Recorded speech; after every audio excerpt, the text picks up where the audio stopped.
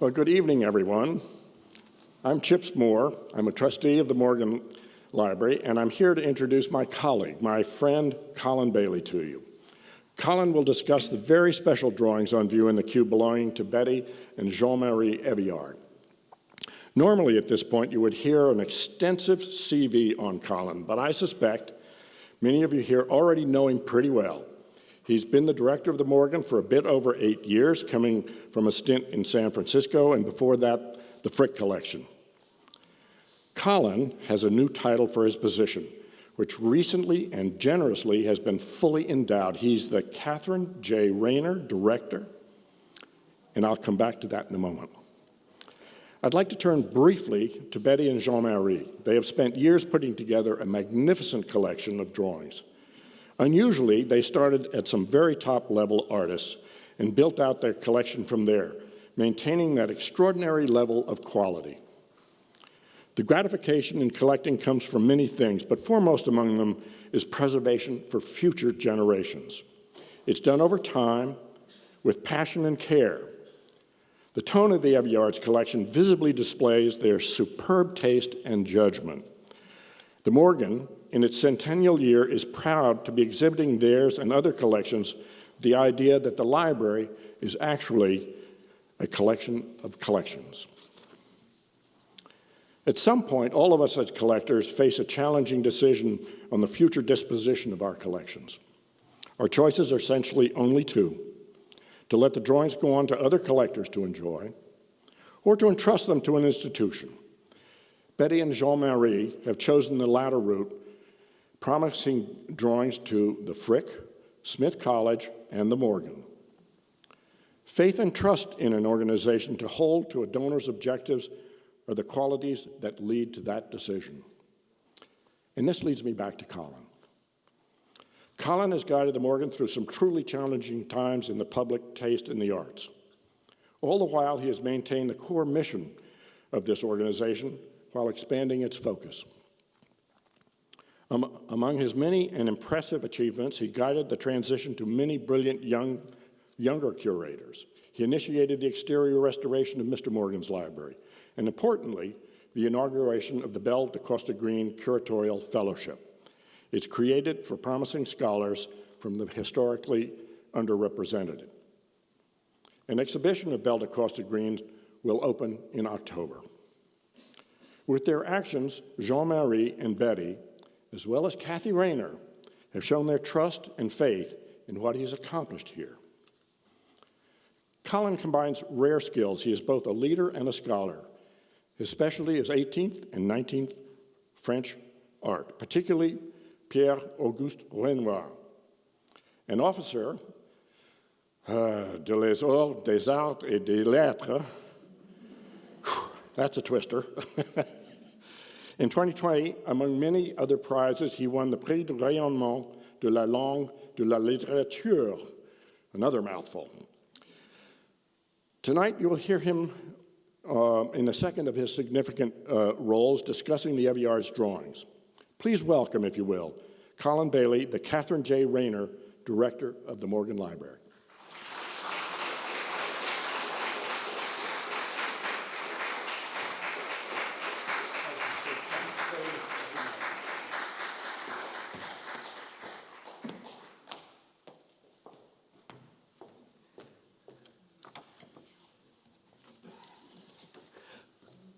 Good evening, everyone.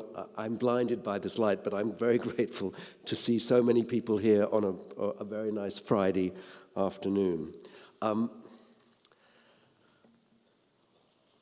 Betty and I first met more than 15 years ago when the Frick was preparing a show on Boucher's drawings.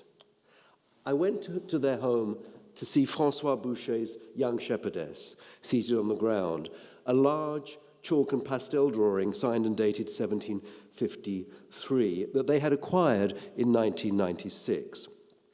They were very happy to lend it to the exhibition, and the curator of the show, Alastair Lang, would describe the sheet as having effortless charm and grace.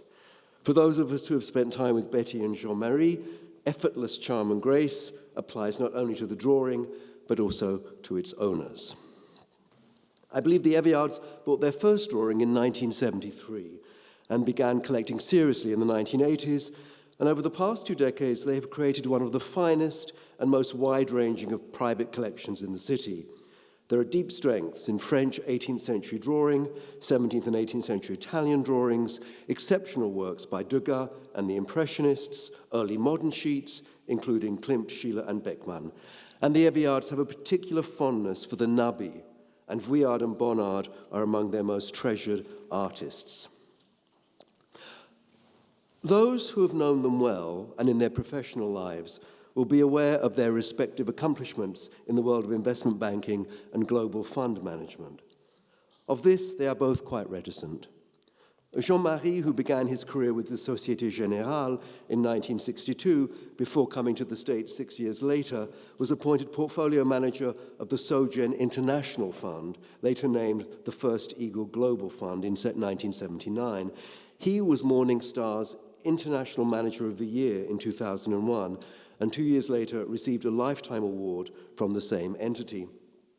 Profiled in a feature on the world's best investors, the author of the article noted in his piece that Jean-Marie that to achieve enduring success as an investor required, I'm quoting, a dazzling intellect, but it's useless without the right temperament, which requires the independence of mind to go against the crowd, extreme patience and discipline, and extraordinary emotional fortitude.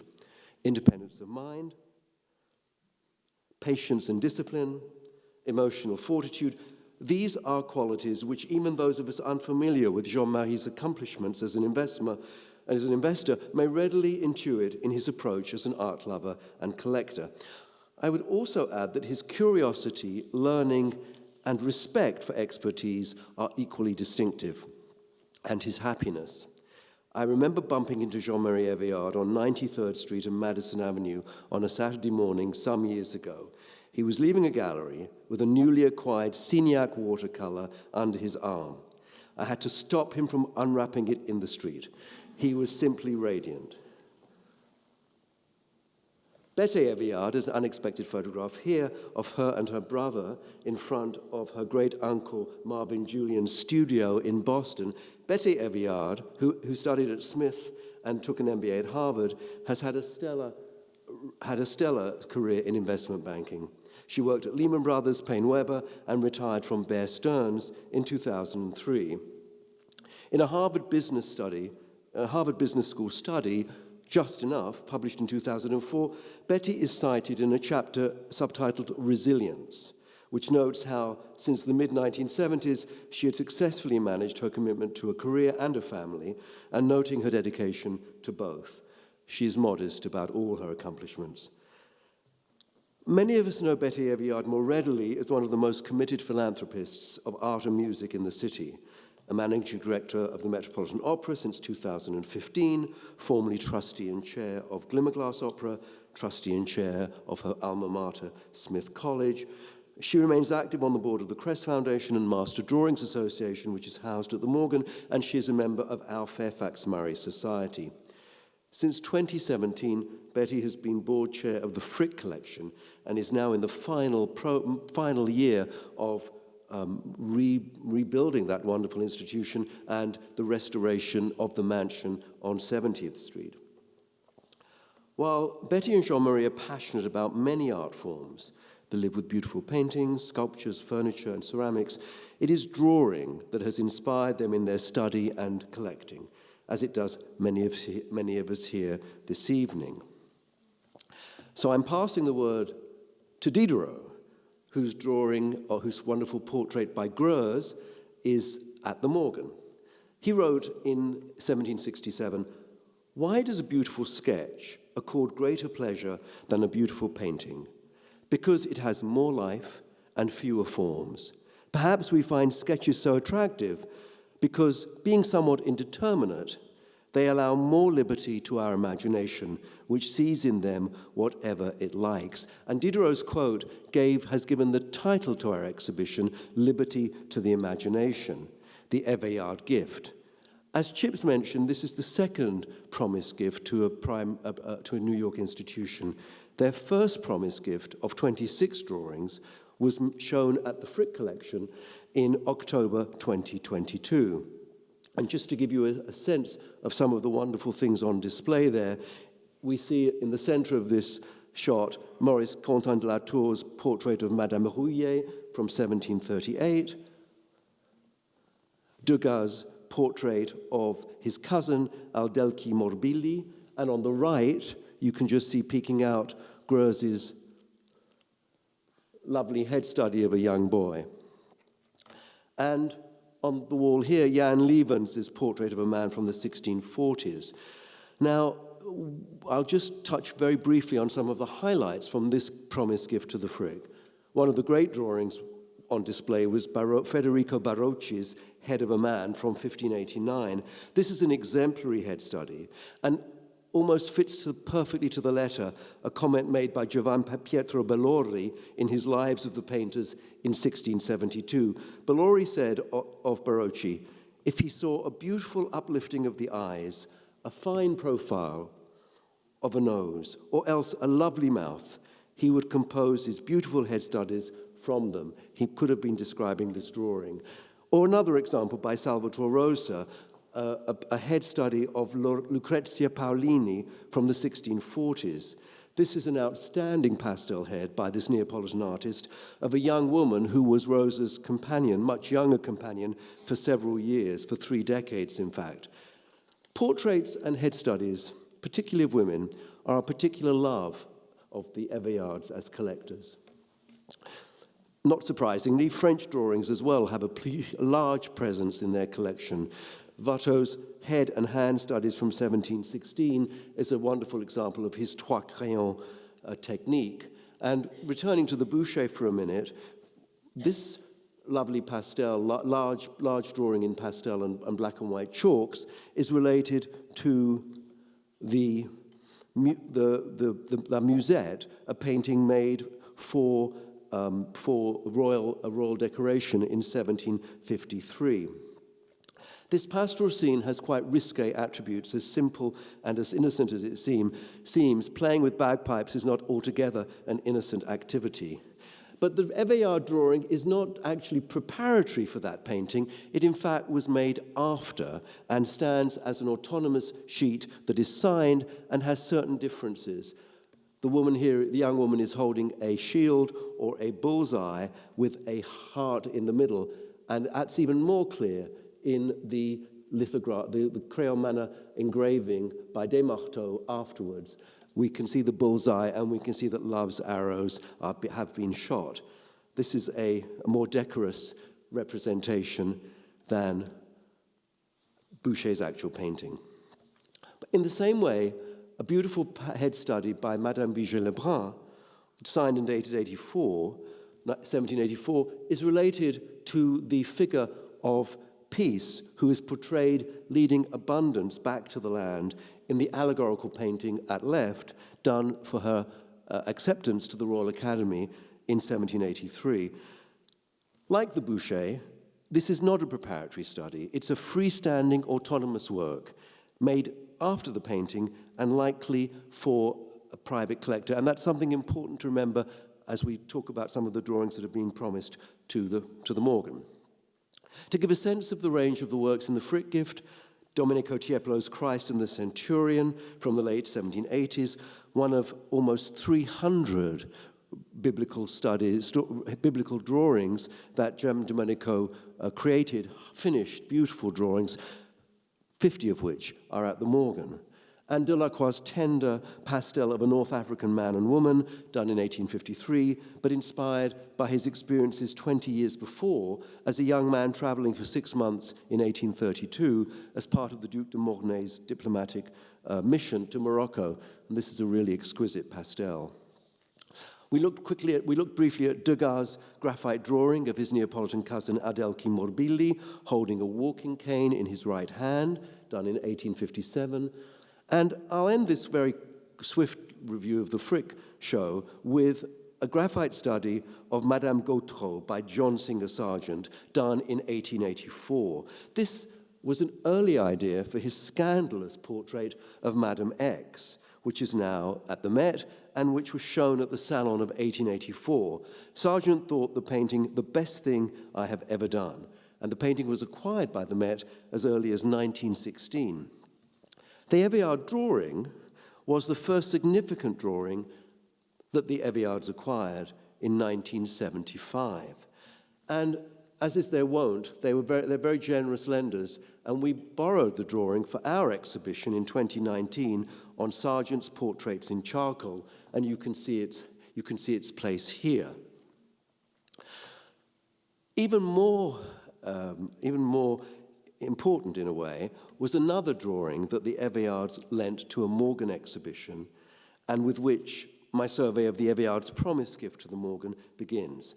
And this is Rembrandt's preliminary study in pen and ink and grey wash of Judas returning the 30 pieces of silver, done in 1628-9 at the age of 22. Just to, in a way to orient you, this is Judas on prostate. Here is one of the grand figures in the temple. Here are the temple arches, and there are figures around. It's no exaggeration to say that this was the drawing that inspired an exhibition at the Morgan on Rembrandt's first masterpiece in 2016, where we were able to reunite his early painting, Judas Returning the 30 Pieces of Silver, from the Marquis of Normanby's collection, one of the very few Rembrandts in private hands in England, with a series of drawings and related engravings. And here's the painting itself. The painting is on panel, and it depicts the moment when Judas, riven with guilt and grief after betraying Christ, goes to the temple to return the 30 pieces of silver before the assembled priests and elders. A contemporary of Rembrandt's and a very informed art lover enthused, compare this with all Italy, indeed with all the wondrous beauties that have survived from the most ancient of days.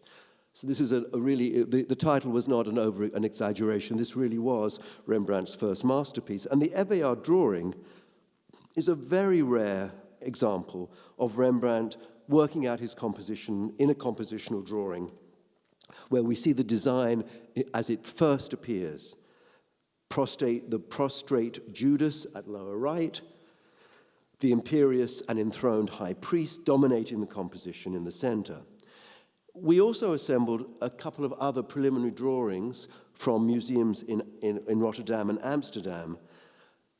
But the Eveillard compositional drawing was clearly the most significant. And drawings like this were already appreciated by 18th century connoisseurs because they were seen to allow the viewer a closer engagement with what we would call today the creative process. As noted in 1762 by the great collector and historian Degas d'Argenville, and I'm quoting, "In a sketch, the true connoisseur is able to perceive the mind of a great master at work, and his imagination, kindled by the beautiful flame that illuminates such a drawing, enables him to see what is not yet given form." What is not yet given form. Degas d'Argenville could very easily have been describing the Eveillard's Rembrandt drawing. This early masterpiece joins around 20 drawings by Rembrandt in the Morgan's collection. Another artist well represented at the Morgan is Guercino, and I'm showing you his drawing of St. Luke, where we own some 35 sheets by the artist, and Guercino was the subject of John Marchari's very beautiful Cube exhibition in 2019. The portrait of a Moor that we see here is a drawing included in the Eveillard promised gift. It's dated to the early 1630s and shows a man dressed in North African costume, wearing a burnous with a turban and chin veil beneath his hood.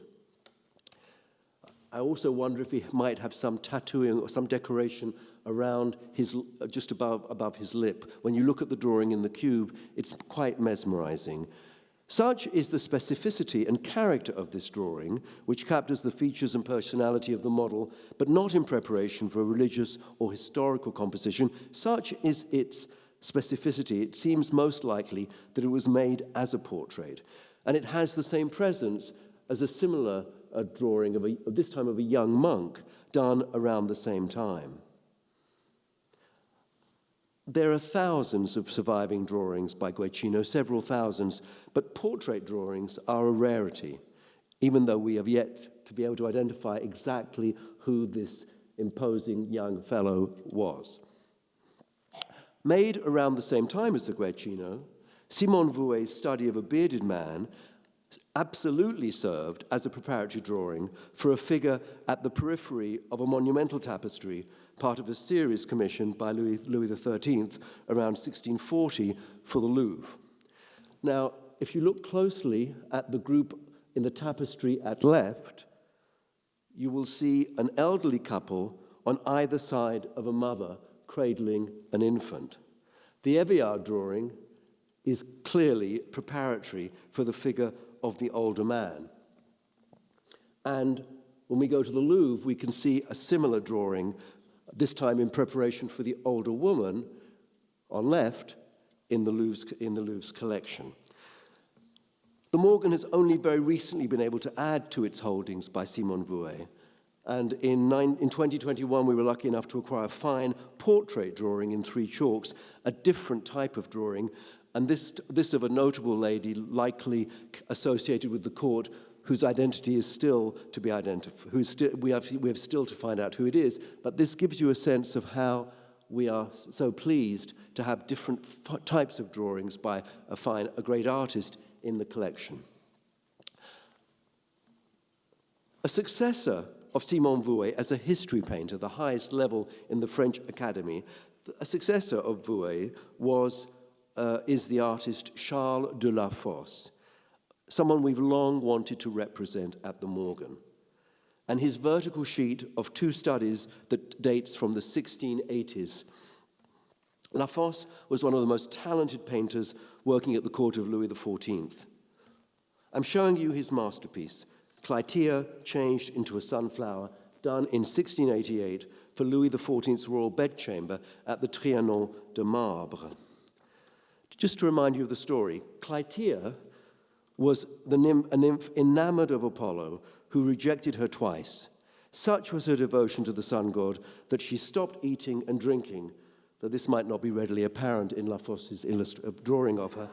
Such was her devotion to Apollo that she, as I said, she stopped eating, drinking, and spent her days following the progress of Apollo's chariot, as he eventually, as we can see here, the chariot of the sun in the distance.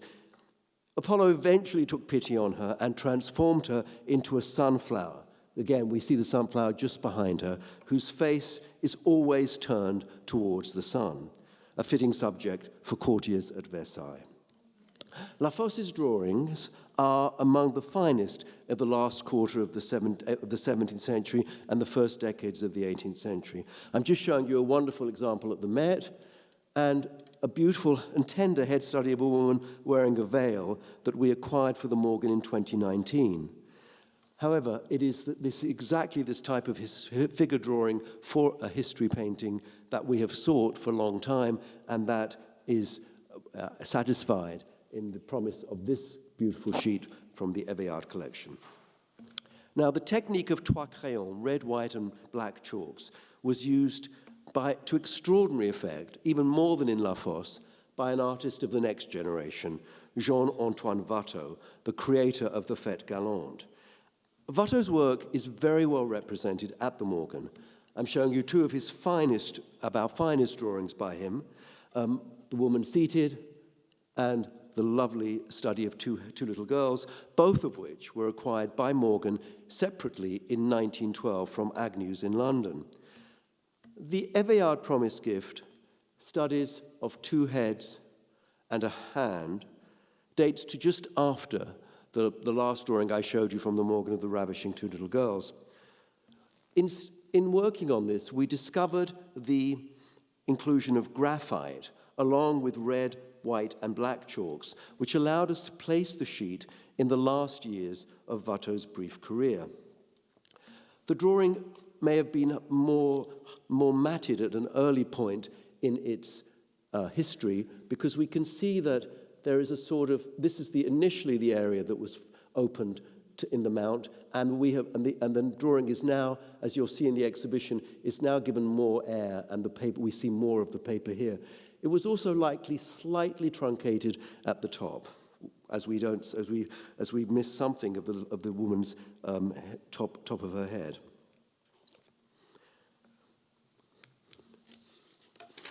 Watteau has masterfully rendered the play of light on the face of the young woman at left, establishing the structure of her face with delicate strokes of black and red chalks, overlaid with touches of white.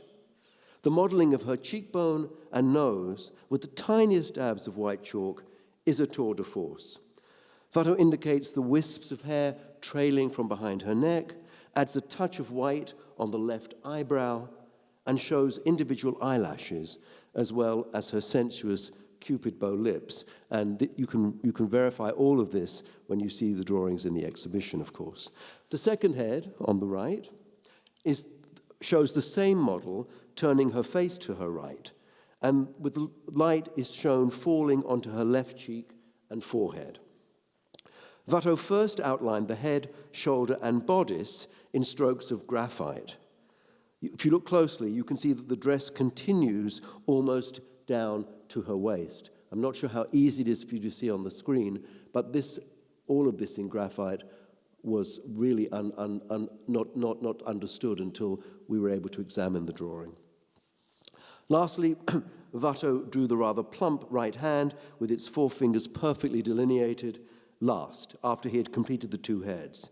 In all three motifs, Watteau handles the three chalks as if they are a single medium. There is even a tiny touch of white chalk on the nail of the little left finger.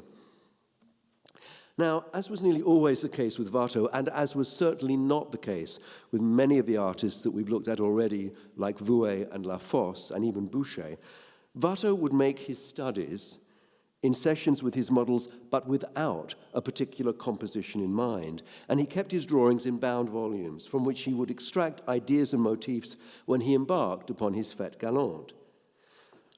The head on the left was used in preparation for the seated woman in a pink and white dress at left in the Rendezvous de Chasse at the Wallace collection. And we'll see it more clearly here. We can see how the head relates to that seated figure. The painting is dated to around 1718-19, which accords well with the drawing. The second head relates to the seated figure at right in Les Amusements Champêtres, courting in a rustic setting, and again we see the detail of the painting and a detail of the drawing. This young woman is being crowned with flowers by a gallant suitor in theatrical costume, whereas the couple in the painting have been described as regarding each other confidently and happily. The expression of the model in Watteau's drawing is less joyful, and she does not sport a floral crown on her head. But this is the way Watteau works. His first instinct is to portray figures from the life and to capture them in these exquisite drawings that are not made for the market, not made for collectors, but made very much as his inventory. And then he will use them, sometimes going back to drawings made years before, he will use them to integrate them into these compositional, multi-figure compositions of the Fête Galante. We're still waiting to associate this hand with a figure, with one of the figures in his compositions. Normally you can, but for the moment, this is a right hand in search of a composition. One of the great pleasures in working on Betty and Jean-Marie's drawings, and particularly on this drawing, and I think I speak for my fellow catalogue authors as well, one of the great pleasures was the opportunity to unframe the works and look at them closely, together with our conservators in the Thor Conservation Studio. While Watteau's drawings have been widely published, and this is no exception, this was the first time that anyone had actually examined studies of two heads and an arm in the flesh, as it were. And so while the drawing was often compared with this fine 3 studies of a woman's head and a study of a hand, while it was compared often with this drawing in the National Gallery in Washington, It had also been claimed that in the Eveillard drawing, Watteau might have applied wash on the neck and hand on the left, and the wash areas here are when he wetted his, used a brush to just give some of the areas in the drawing in Washington a sort of fluidity. In the Eveillard drawing, this is absolutely not the case, and we were able to confirm that this area here, which had been thought perhaps to be wash, was actually just stumped black chalk. It was also suggested that Watteau was using the same model for both compositions, and I think that too can be put to rest because the figures in the Washington drawing have quite a different physiognomy and quite a different eyes and nose and mouth than the drawing in the Eveillard collection.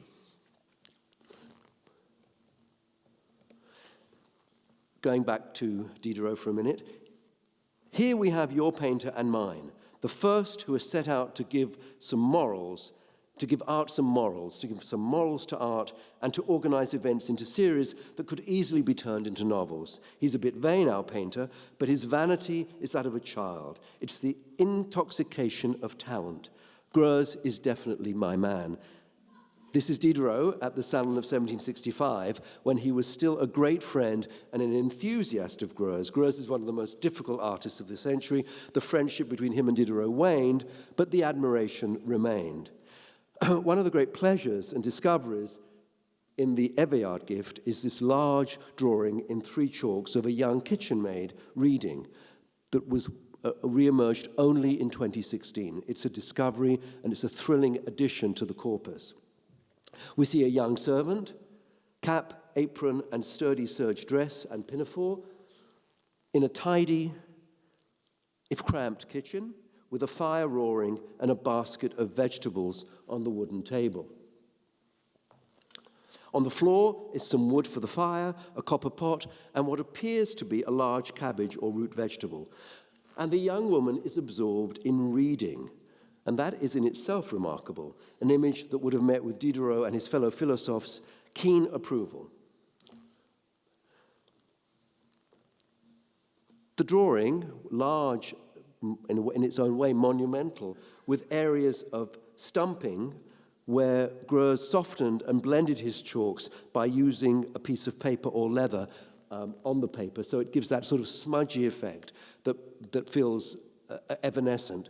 The drawing was made as an autonomous, independent sheet, not in preparation for a painting or an engraving, but in a way for the marketplace. By the 1750s, there was a demand among the more progressive collectors for such independent drawings by living artists, which might be matted, framed, and hung in their private picture cabinets. We are also remarkably well informed about the first owner of this drawing, and here I'm indebted to Jennifer Tankovich's excellent entry on the drawing in the Eveillard catalogue. The first owner of the drawing was the German-born engraver, collector, and art dealer Johann Georg Willer. And I'm showing you his Greuze's wonderful portrait of him in the Musée Jacquemart-André in Paris.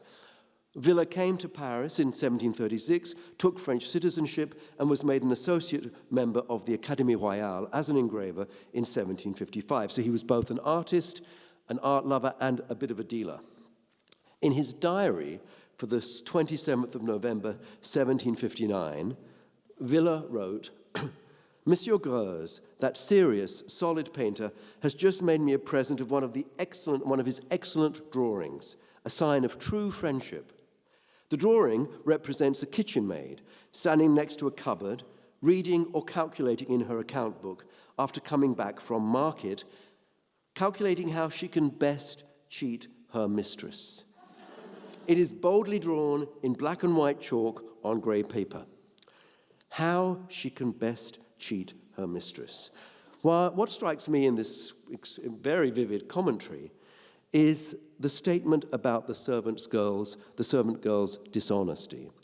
Now, if we look for a minute at some of Greuze's other paintings and drawings of servants, one in Albertina, a painting in a museum, the Rosny Museum in Poland, and the Getty's laundress. If we look at examples such as these, we can sort of understand what Villa might have been saying. Of the Getty painting on the right, Diderot wrote, "The little laundress is charming, but she's a rascal I wouldn't trust an inch." Now, these characters, these examples by Greuze that I'm showing you, not the Eveillard drawing, but these other examples are all more sensuous and more likely immoral than the rather earnest kitchen maid reading in the Eveillard drawing. Greuze's drawing for Villa is also a distant cousin of Chardin's wonderful painting of a young servant on the right, The Return from Market, which was painted in 1738 and engraved in 1742 on the left. Here again, Chardin, in his painting, seems to banish frivolity and immorality from his depiction of this young servant returning with provisions to her ample and clean kitchen. Yet such was the culture's association of female servanthood with dishonesty and immorality that the engraver L'Épicier on the left, when he published his reproduction of the painting in 1742, added the following verses which Chardin likely approved, and the verses read, "From your appearance I note and conclude, my dear child, without calculation, that you take from the housekeeping the money that you need to dress yourself." So when we return to Greuze's drawing, I think we're more sensitive to how Greuze moved beyond existing expectations and cliches, if you like, in the culture, to arrive at a more sensitive and dignified representation of servanthood.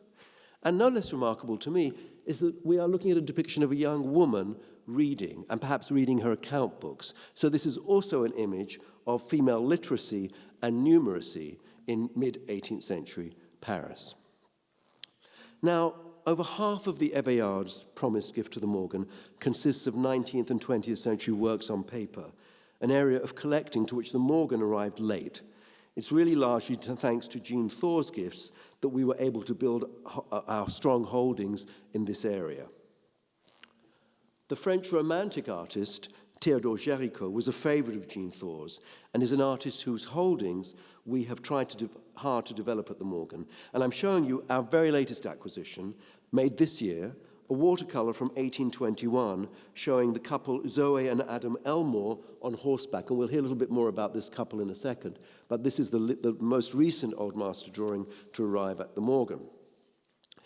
After the highly critical response to Géricault's Raft of the Medusa at the Paris Salon of 1819, Géricault and the huge painting moved to London in April 1820, and the artist planned place the painting on exhibit at the Egyptian Hall in Piccadilly between June and December 1820, and it was seen by over 50,000 paying visitors.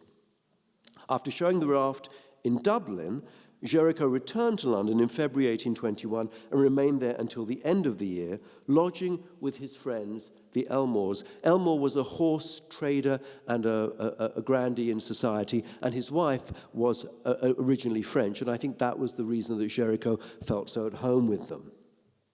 Géricault became very interested in depicting scenes of London life through the new technology of lithography, which had only just been invented. Now, his beautiful watercolor, which is part of the Eveillard promised gift, 3 men unloading a horse-drawn carriage, is done in this London sojourn of 1821 and 22, and it shows a dray horse attached to a cart on which we see an enormous barrel. The conveyance is most likely a water wagon, which would have been absolutely ubiquitous in Géricault's London. The operator in the brimmed hat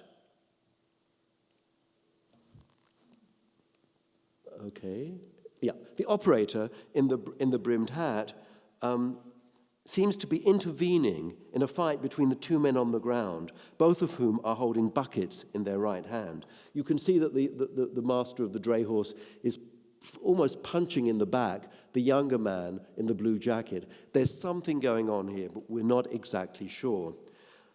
The watercolor may have been left unfinished, and it was not used for Géricault's suite of lithographs that were known as the English set, but it remains a very sensitive depiction, haunting even, with the evanescent horse, by far the most sympathetic character in the composition. Moving to another equine subject, and a gift of a drawing by Eveillard Degas, which we see the studies of horses, 1866 to 1868, which joins an outstanding group of 23 works on paper by Degas in the Morgan, which include two admittedly lesser,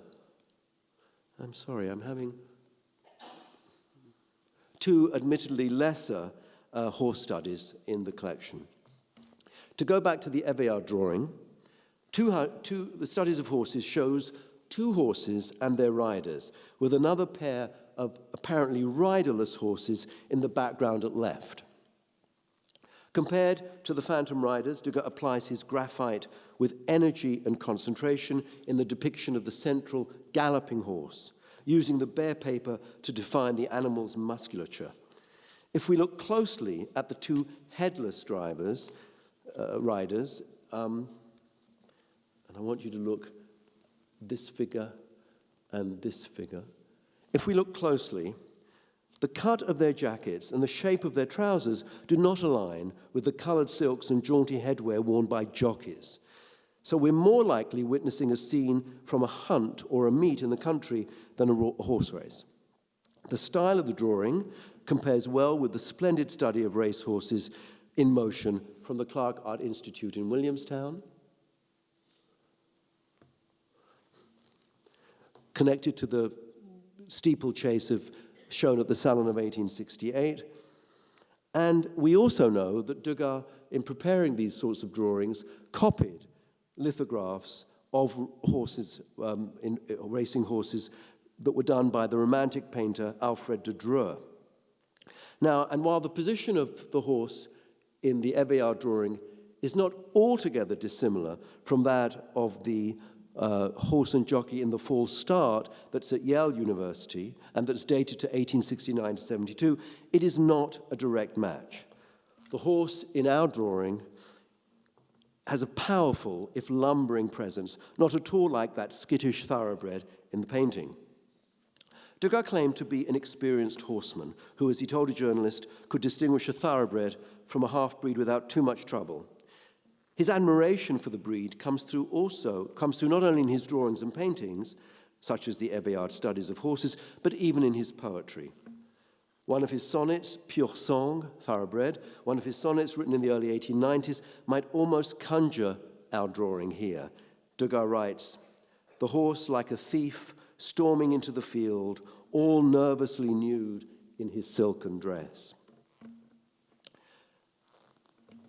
Degas' fellow impressionist, Pierre-Auguste Renoir, whose magnificent study for the Great Bathers of 1886-7 was given to the Morgan from the estate of trustee Drew Hines in 2018, is represented in the Eveillard Gift by two splendid watercolors. And I'm glad to say they've both been approved for our exhibition on Renoir's drawings, which is being shared with the Musée d'Orsay in 2025 to 26. Trees at the edge of a lake is anchored by two large trees in full bloom, with the single sail of a yacht just visible at right. I hope you can all see that. We cannot be sure of the site that Renoir has drawn here, but the watercolor shares some affinities with a painting such as the port of Pornic, a seaside town in southeast Brittany where Renoir and his family spent 2 months in the summer of 1892. The watercolor was not preparatory for any painting, and in fact, may have been rather casually handled. Because if we look closely, we can see the circular stain left by the base of a tiny bottle of water that Renoir must have placed on the board when he was drawing this. And then he rather neatly gave his signature in the middle of it when he consigned it to the dealer Ambrose Vollard, who eventually would sell it. The rather inaccurately entitled Clouds Over a Lake, I think we're witnessing a quite pleasant sunny afternoon here, this drawing gives us even less to go on when trying to identify a location. This sun-drenched, calm drawing with a few boats bobbing on the waves. The drawing has some stylistic features in common with the Getty's watercolor.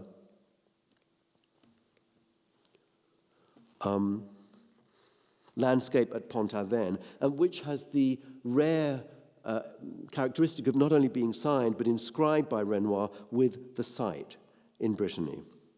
So we feel that that the Eveillard drawing might relate also to the same colony in Brittany, a place where Renoir would have met artists like Gauguin and Émile Bernard, and where he spent the summers in 1892, 1893, and 1895.